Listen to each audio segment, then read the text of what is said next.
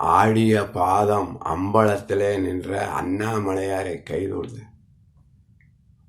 புதுக்கோட்டையிலிருந்து மதுரை செல்லும் வழியில் விராலிமலை முருகன் திருக்கோயில் அமைந்துள்ளது. மலை மீது மயில் மீது முருகன் அமர்ந்த நிலையில் 12 கைகள் 6 திருமுகங்களுடன் வள்ளி தெய்வானையுடன் காட்சி அளிக்கின்றார். இந்த முருகனுக்கு தீப ஆராதனை காட்டும் போது 3 முகங்கள் நேரிலும்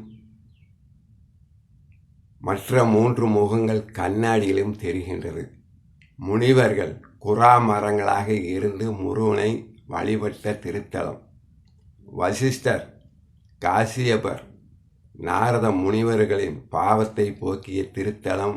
திருவாரூர் மகான் மடப்புறம் குரு தட்சிணாமூர்த்தி சாமிகளுக்கு முருகனே நேரிலே தோன்றி பிரசாதம் அளித்த திருத்தலம்.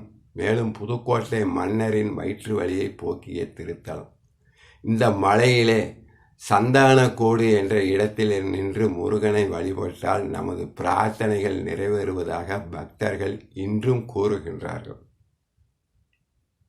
17ஆம் நூற்றாண்டிலே ஞான பரோதயன் என்ற சிறுவன் பள்ளிக்கு செல்லாமல் அடம்பிடிக்கின்றான். பெற்றோர்கள் எத்தனையோ முறை எச்சரித்தும் அவன் பள்ளிக்கு செல்லாமல் இந்த மலைக்கு வந்து முருகன் மூலஸ்தானத்திலே நின்று முருகா முருகா என்னை காப்பாற்று என்று அழுகின்றான். முருகன் அவனுக்கு நேரிலே தோன்றி ஆசீர்வாதம் செய்கின்றான். பிறகு அந்த மாணவன் மிக பெரும் புலவனாகி அந்த நாட்டின் மன்னனாகிய அழகிய மலவாணன் என்ற புதுக்கோட்டை மன்னரின் கையால் பரிசு வாங்கக்கூடிய அளவிற்கு முருகனின் கருணையால் மிகப்பெரிய புலமை பெற்று புலவன் ஆகின்றான்.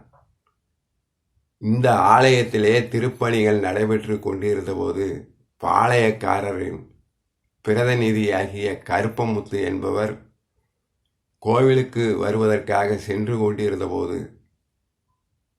மழை பெய்து வெள்ளம் கரை புரண்டு ஓடுகின்றது. குளிரால் நடுங்கிய அவர் சுருட்டு ஒன்றை பற்ற வைத்து குடிக்கின்றார். திடீரென அருகிலே தோன்றிய நபரும் குளிரால் நடுங்கிக் கொண்டிருக்க அவர் மேல் பரிதாபப்பட்டு கருப்பமுத்து என்ற அந்த அன்பர் பக்கத்தில் இருந்தவருக்கும் ஒரு சுருட்டை கொடுக்க அந்த சுருட்டை குடித்து கொண்டே அந்த நபர் நமது கருப்பமுத்துவை மழையிலிருந்து காப்பாற்றி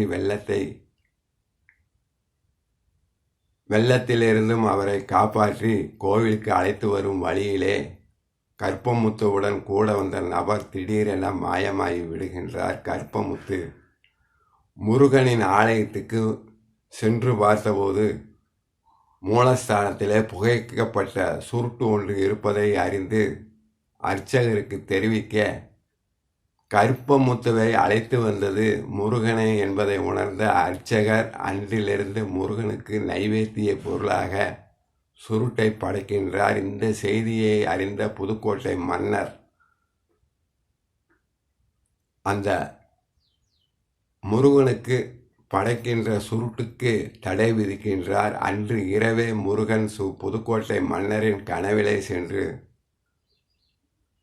சுருட்டு என்பது தகுதியில்லாத பொருள் என்றாலும் மற்றவர்களுக்கு உதவ வேண்டும் என்ற எனது அடியவரின் கோரிக்கையை ஏற்று அந்த தகுதி இல்லாத பொருளை அந்த சுருட்டை நான் ஏற்றுக்கொண்டேன்.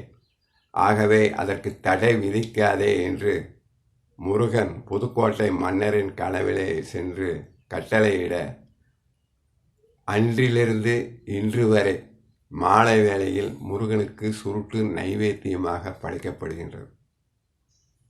இந்த மயில்பாதி மலைபாதி என்று சொல்லக்கூடிய விராலிமலை புதுக்கோட்டையிலிருந்து மதுரை செல்லும் வழியிலே அமைந்து முருகன் வள்ளி தெய்வானையுடன் 12 கைகள் 6 திருமுகங்களுடன் பக்தர்களை எந்த திசையிலிருந்தும் காப்பாற்றுகின்றார். ஓம் நமச்சிவாய.